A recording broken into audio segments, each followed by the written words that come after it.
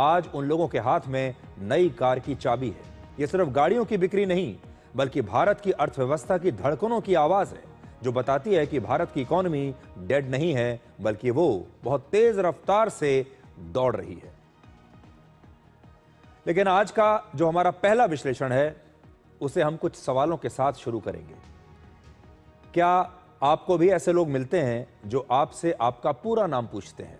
जब आप अपना केवल पहला नाम उनको बताते हैं, तो क्या फिर से वो आपका पूरा नाम पूछते हैं? आपके साथ ये होता होगा कि आपने अपना पहला नाम बताया और फिर सामने वाला पूछता है आपका पूरा नाम क्या है, और जैसे ही आप अपना सरनेम बताते हैं यानी पूरा नाम बताते हैं, तो सामने वाले लोगों को आपकी जाति का पता चलता है और फिर आपकी जाति के व्यवहार से, आपकी जाति के हिसाब से उनका व्यवहार बदल जाता है। वो आपकी जाति के हिसाब से आपको आंकते हैं कि आप किस प्रकार के व्यक्ति होंगे। आज ये जो जाति है हमारे समाज की सबसे बड़ी सच्चाई बन चुकी है। जिस दिन आप जन्म लेते हैं उसी दिन से ये जाति आपके साथ चिपक जाती है, आपके नाम के साथ हमेशा के लिए चिपक जाती है, और फिर जगह जगह पूरे जीवन आपको अपना ये जाति प्रमाण पत्र दिखाना होता है, इसी जाति के साथ रहना होता है। स्कूल से लेकर कॉलेज तक हर जगह एडमिशन में आपकी जाति पूछी जाती है। जातियों के मुताबिक दोस्त बनाए जाते हैं, अलग अलग ग्रुप तय होते हैं, और फिर जब आप नौकरी करने जाते हैं तब भी जाति का प्रमाण पत्र चलता है। शादी भी आपकी जाति के आधार पर ही होती है, और पूरा जीवन जाति के साथ बिताने के बाद जब आपकी मृत्यु होती है तो आपका अंतिम संस्कार किन रीति रिवाजों के साथ होगा, ये भी आपकी जाति पर निर्भर करता है। तो आज कुछ तस्वीरें हमने आपके लिए बनाई हैं। जाति है कि जाति नहीं, चाहे वो स्कूल है, आपका गांव है, गांव में कौन व्यक्ति कहां बैठेगा, कौन परिवार कहां से पानी पिएगा, समाज में किस परिवार के बच्चों की क्या स्थिति होगी, कौन सा बच्चा किस जाति के लोगों के साथ, किस वर्ग के लोगों के साथ खेलेगा। दफ्तर में, ये देखिए दफ्तर की तस्वीर, यहां भी जातियां हैं। अस्पताल में भी जाति चलती है, और चुनाव में भी जाति चलती है, और आखिर में जब आपकी मृत्यु होती है तो वहां भी जातियां ही चलती हैं। स्कूल के क्लासरूम में भी जाति चलती है। तो सोचिए, ये एक ऐसी जाति है जो जन्म लेते ही आपके साथ चिपक जाती है, और जब तक आपकी मृत्यु होती है तब तक ये जाति जाति नहीं। और अब तो जाति के आधार पर आपका वोट भी तय किया जाता है। इससे पता चलता है कि हमारे देश में जाति की जड़ें कितनी गहरी हैं। जाति एक प्रकार से आपके डीएनए जैसी बन चुकी है, आपकी पहचान बन चुकी है, जो कि बहुत दुर्भाग्यपूर्ण बात है। इसीलिए हमारे देश में अक्सर कहा जाता है कि जाति है कि जाति नहीं। उत्तर प्रदेश, जो हमेशा से जातीय समीकरण की एक प्रयोगशाला रहा है, अब यूपी में जाति पर आधारित राजनीति को खत्म करने के लिए एक बहुत बड़ा फैसला लिया गया है। उत्तर प्रदेश में जाति पर आधारित राजनीतिक रैलियों और जाति पर आधारित दूसरे कार्यक्रमों पर पाबंदी लगा दी गई है। अब एफआईआर, अरेस्ट और चार्जशीट जैसे दस्तावेजों में पुलिस किसी भी व्यक्ति की जाति का जिक्र नहीं करेगी। इन दस्तावेजों में जाति के बजाय अब आरोपी की पहचान के लिए उसके पिता का नाम लिखा जाएगा, और पिता के साथ साथ मां का नाम भी लिखा जाएगा। सरकारी दस्तावेजों में किसी की जाति नहीं लिखी जाएगी। गाड़ियों पर जाति का स्टिकर लगाकर घूमने वाले लोगों का चालान किया जाएगा। अब आप यूपी में अपनी गाड़ी पर अपनी जाति नहीं लिख सकते, अपनी गाड़ी पर अपनी जाति का स्टिकर नहीं लगा सकते। अगर लगाया तो आपका चालान होगा। आपने कई बार, हर रोज आप देखते होंगे गाड़ियों पर किसी विशेष जाति का नाम या किसी जाति से जुड़े स्लोगन लिखकर लोग चलाते हैं। अब ऐसी गाड़ियों पर मोटर व्हीकल एक्ट के तहत चालान होगा। इसके अलावा सार्वजनिक स्थानों से जाति पर आधारित बोर्ड या बैनर भी हटा दिए जाएंगे। सोशल मीडिया पर जाति का प्रचार या आलोचना करने वालों पर सख्त कानूनी कार्रवाई होगी। लेकिन एक अपवाद अभी भी रहेगा। एससी और एसटी एक्ट के मामलों में जाति लिखने की छूट रहेगी, और ये इलाहाबाद हाई कोर्ट का जो आदेश आया है, इस आदेश के बाद उत्तर प्रदेश की जो योगी सरकार है उसने इस आदेश को लागू किया है, और इलाहाबाद हाईकोर्ट ने अपने आदेश में कहा है कि थानों के नोटिस बोर्ड पर अभियुक्तों के नाम के साथ उनकी जाति का उल्लेख न किया जाए।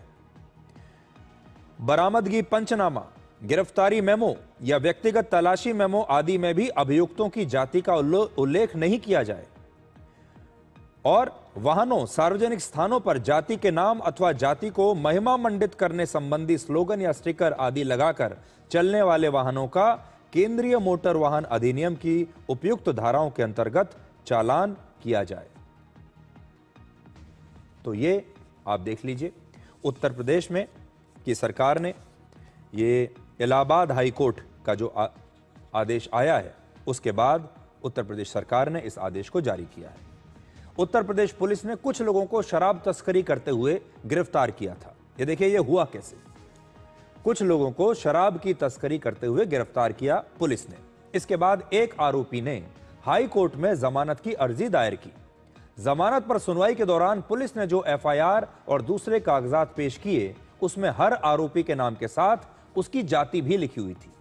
इसके बाद इलाहाबाद हाई कोर्ट ने कहा कि समाज में जातिगत महिमा मंडन बंद होना चाहिए और इसके लिए कुछ जरूरी निर्देश उन्होंने जारी कर दिए कि अब से जाति का उल्लेख नहीं होना चाहिए। आगे बढ़ने से पहले आपको कुछ याद दिलाता हूं। आज से 50 साल पहले वर्ष 1975 में एक सुपरहिट फिल्म आई थी जिसका नाम है शोले। आप में से ज्यादातर लोगों ने शोले फिल्म जरूर देखी होगी। शोले फिल्म के जो किरदार थे वो आपको आज भी याद होंगे। आपको जय याद होगा, वीरू याद होगा और बसंती भी याद होगी। शोले फिल्म में अमिताभ बच्चन ने हेमा मालिनी से पूछा था, तुम्हारा नाम क्या है बसंती? और बसंती ने भी सिर्फ अपना नाम बताया था, अपनी जाति नहीं बताई थी। तब जय ने बसंती से यह नहीं कहा था कि अपना पूरा नाम बताइए। तब जय ने यह कोशिश नहीं की थी जानने की कि बसंती किस जाति की है। इस फिल्म में आपको याद होगा, जय और वीरू का भी पूरा नाम आपको नहीं बताया गया था। जय और वीरू की क्या जाति है यह किसी भी दर्शक को नहीं पता, लेकिन किसी भी दर्शक ने यह जानने की भी कोशिश नहीं की कि जय की जाति क्या है, वीरू की जाति क्या है या बसंती की जाति क्या है। बसंती सिर्फ अपना नाम बसंती बताती है, जय अपना नाम जय और वीरू अपने आप को सिर्फ वीरू कहता है।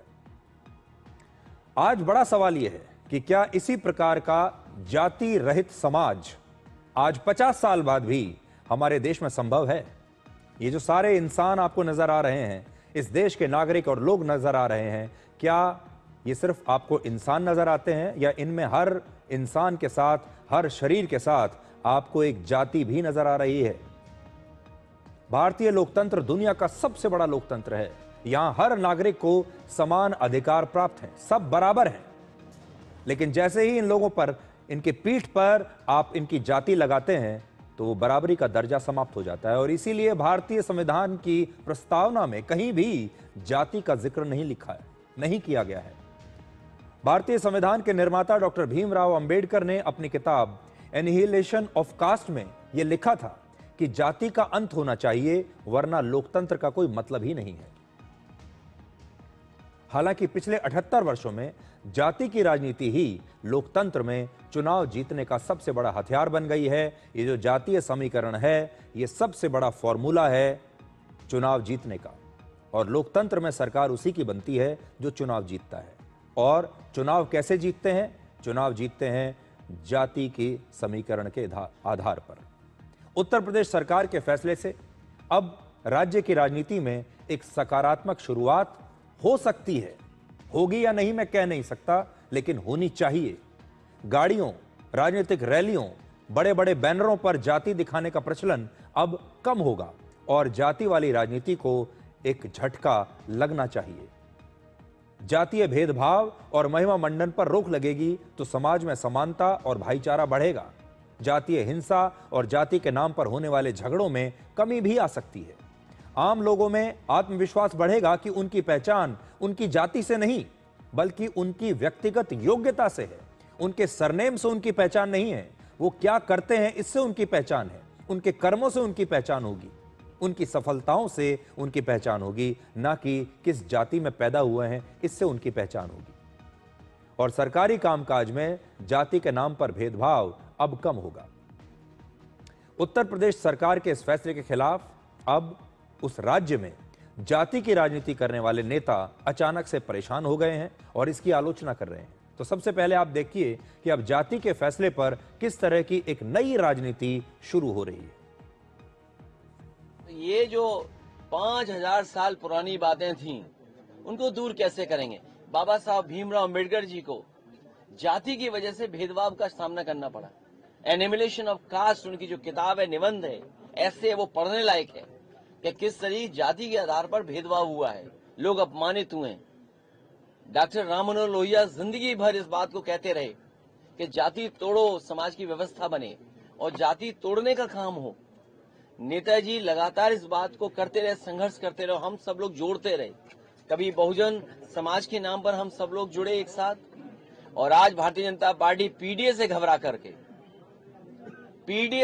करके, हालांकि वो हाई कोर्ट का फैसला है, लेकिन मैं ये मानता हूं हमारा पहला इमोशनल भावनात्मक रिश्ता अगर कोई है तो वो जाति है, वो कोई डिनाई नहीं कर सकता है।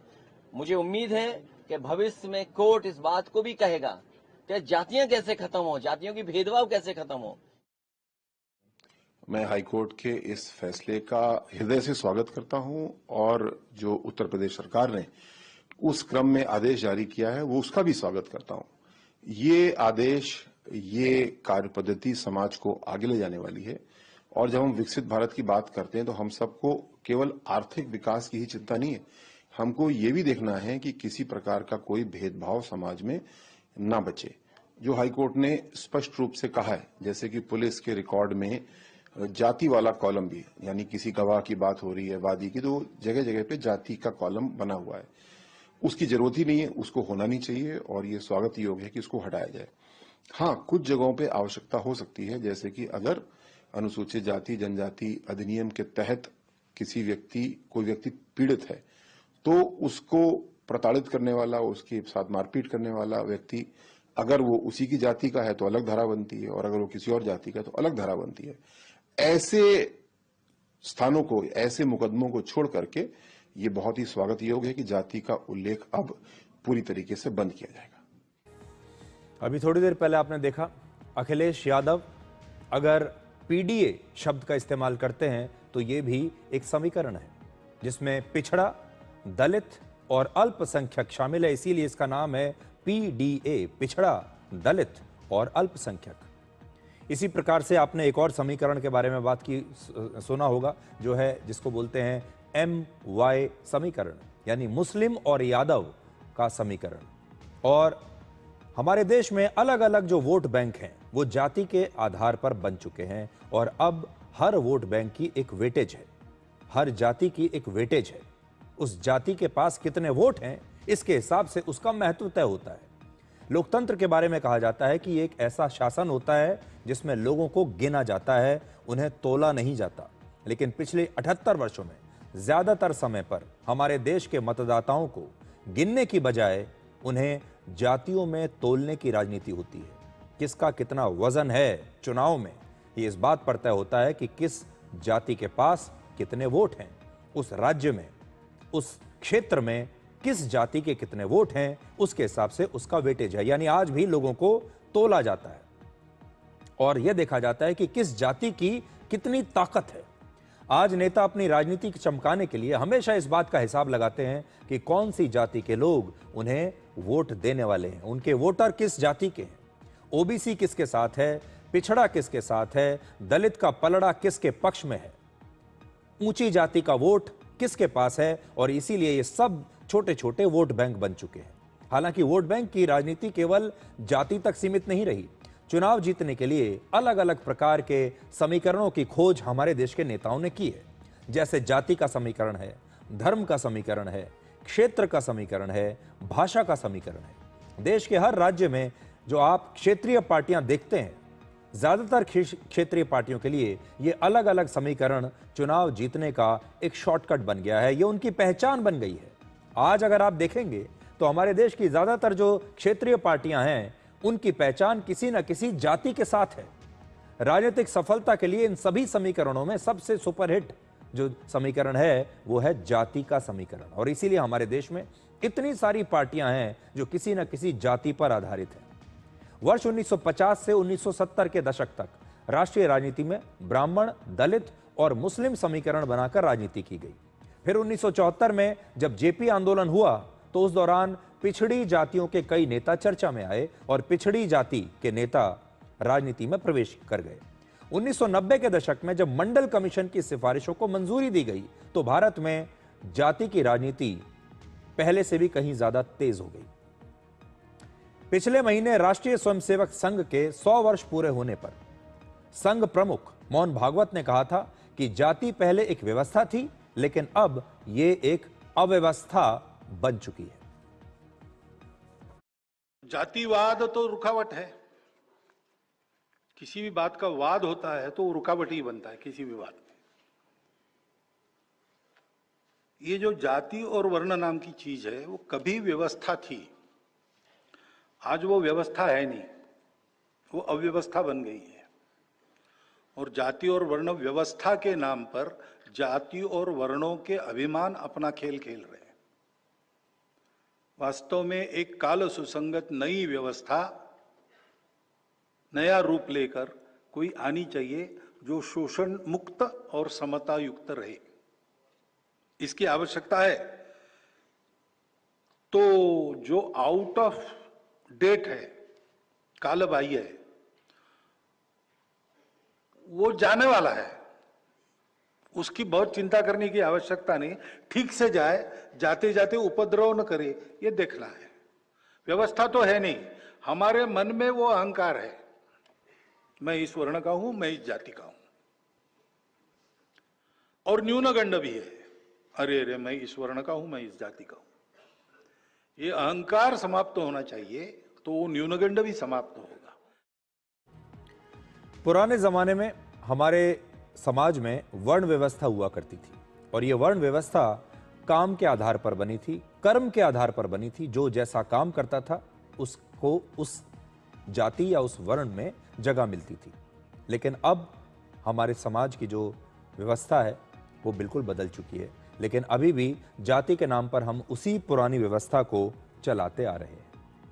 प्रधानमंत्री मोदी ने भी जाति को नई तरीके से परिभाषित किया है, जिसे आज आप सबको सुनना चाहिए।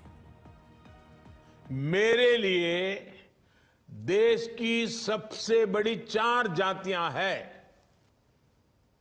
मेरे लिए सबसे बड़ी जाति है गरीब, मेरे लिए सबसे बड़ी जाति है युवा, मेरे लिए सबसे बड़ी जाति है महिलाएं, मेरे लिए सबसे बड़ी जाति है किसान। इन 4 जातियों का उत्थान ही अगर भारत को विकसित बनाएगा, और अगर 4 का हो जाएगा ना, इसका मतलब सबका हो जाएगा। और ये चारों जाति जब सशक्त होगी तो स्वाभाविक रूप से देश की हर जाति सशक्त होगी। जब ये सशक्त होंगे तो पूरा देश सशक्त होगा। तो आज के ज़माने में अगर आप देखें तो जो विकास है वो कोई जाति देखता नहीं है। विकास जाति के नाम पर नहीं होता। बिजली जाति नहीं देखकर आती, सड़क, पानी ये जातियां नहीं देखते, यहाँ तक कि मौसम जातियां नहीं देखता। आजकल इतने सारे क्षेत्रों में बाढ़ आ रही है, मौसम इतना ख़राब है, क्या ये बाढ़ जाति देखती है कि किस जाति के घर में जाना है पानी और किसके घर में नहीं जाना है, कहाँ पर तबाही होनी है, कहाँ पर तबाही नहीं होनी है। आजकल सब लोग पैसे के पीछे भागते हैं। क्या पैसा जाति देखता है? बिल्कुल नहीं, पैसा भी जाति नहीं देखता। लेकिन तो भी आज भी हमारे देश में जो रिश्ते हैं वो जातियां देखते हैं। शादी करने के समय जातियां देखी जाती हैं, दोस्ती करने के समय लोग दूसरे की जाति देखना चाहते हैं। किस व्यक्ति को कितना महत्व देना है, कितना सम्मान देना है, ये जाति देखकर आज भी हमारे देश में तय होता है। लेकिन इसके लिए सबसे बड़े जिम्मेदार हैं हमारे देश के नेता और राजनीतिक पार्टियां, जो आज भी 2025 में, इस आधुनिक युग में जब आर्टिफिशियल इंटेलिजेंस आ चुका है, ऐसे युग में भी हमारे देश के नेता और पार्टियां जाति के नाम पर राजनीति करती हैं, जाति के नाम पर टिकटें बांटी जाती हैं और जाति के नाम पर ही मंत्रिमंडल में भी किसे जगह मिलेगी किसे नहीं, उसके बारे में तय होता है।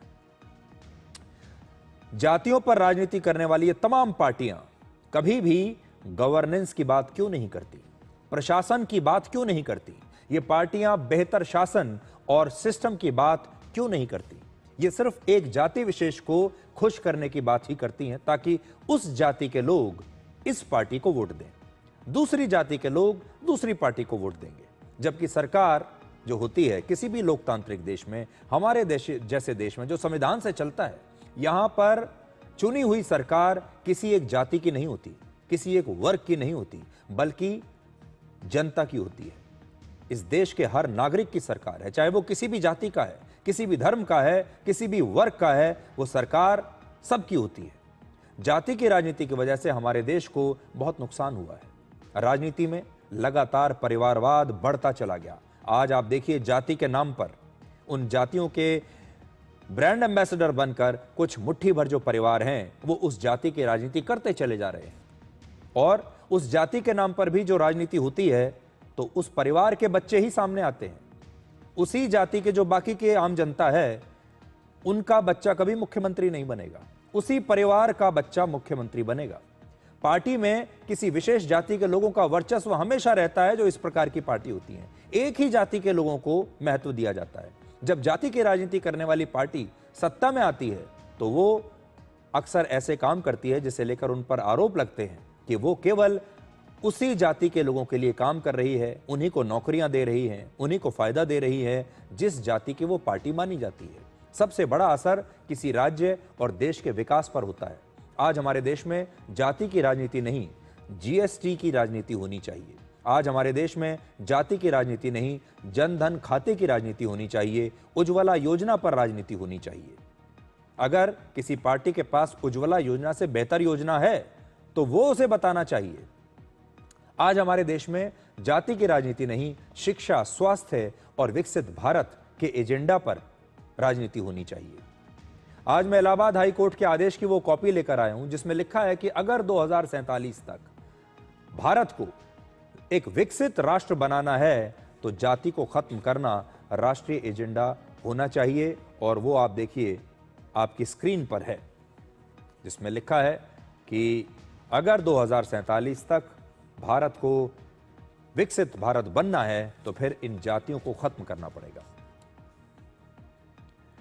आज हम सारे नेताओं को और सभी राजनीतिक पार्टियों को, खास तौर पर ऐसी राजनीतिक पार्टियां जो जाति के नाम पर राजनीति करती हैं, जिनकी पहचान ही जाति के नाम पर, अगर आप देखेंगे उत्तर प्रदेश में ही आप देख लीजिए, समाजवादी पार्टी किसी एक खास जाति की पार्टी है। अगर आप देखेंगे बहुजन समाज पार्टी, वो भी जाति के नाम पर राजनीति करती है। अगर बिहार में जाएंगे आरजेडी, वो भी एक खास जाति के नाम पर राजनीति करती है। दूसरे क्षेत्रीय दलों को भी अगर आप देखेंगे तो वो भी किसी एक जाति या किसी एक वर्ग के नाम पर राजनीति करते हैं।